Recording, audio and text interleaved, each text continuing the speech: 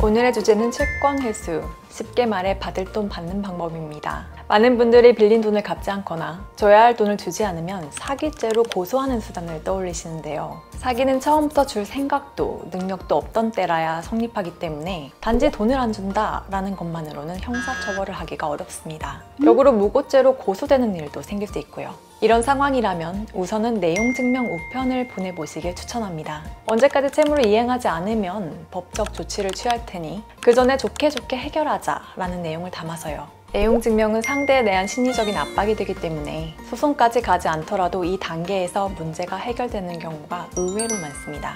그래도 순순히 갚지 않는다고 한다면 상대방이 괘씸하겠지만 법원에 소송을 제기해서 이긴 다음에 그 판결문의 집행문을 받아 강제 집행을 해야 합니다.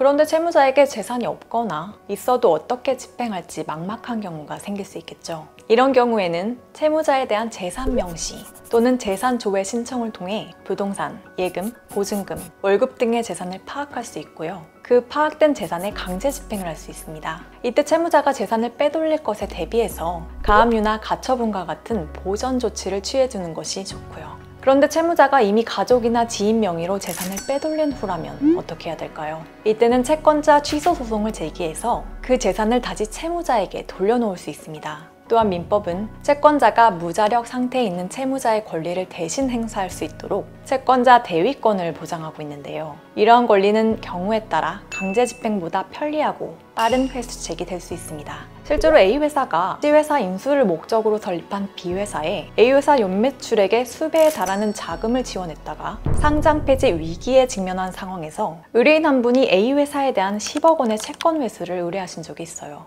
당시 A회사는 별다른 재산이 없었지만 C회사는 시가 500억 원 상당의 골프장 부지를 소유하고 있었는데 이미 여러 군데 법률 상담을 받아봤지만 C회사는 A, B회사와는 법적으로 별개라 그 골프장 부지에 대한 가압류는 불가능하다는 답변을 받았다고 하시면서요. 이런 경우에 활용할 수 있는 것이 바로 채권자 대위권인데요. 의뢰인은 A회사에, A회사는 B회사에, B회사는 C회사에 각 채권이 있다면 A회사의 채권자인 의뢰인은 A회사가 가진 채권자 대위권, 즉 A회사가 채무자인 B회사를 대신해서 B회사의 채무자인 C회사 소유의 재산을 가압류할 권리를 대위할 수가 있는 것이죠.